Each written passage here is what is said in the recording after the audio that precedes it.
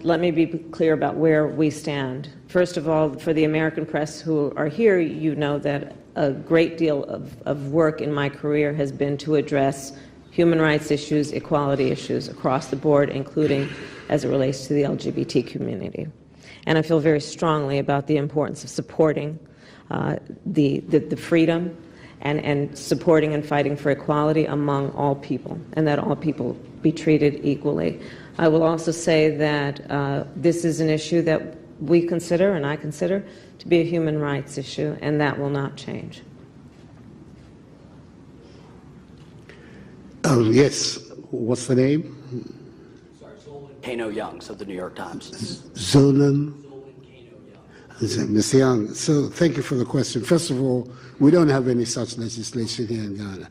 A bill has been proposed to the Parliament of Ghana, which has all kinds of ramifications, which is now being considered by the Parliament. It hasn't been passed, so the statement that there is legislation in Ghana to that effect is not accurate. No legislation. The bill is going through the Parliament. It's going through the Parliament.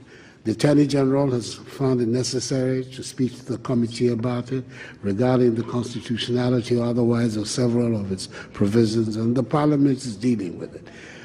At the end of the process, I will come in.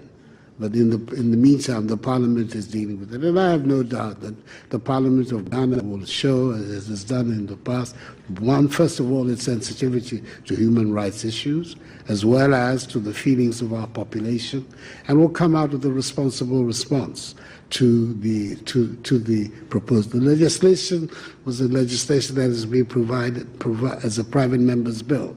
This is not an official legislation of the government, but it is one that has been mooted by a handful of private members. So we will see what the final outcome of it. But my understanding from a recent discussion I had with the chairman of the committee, the substantial elements of the bill have already been modified as a result of the intervention of the Attorney General. We will see what the final outcome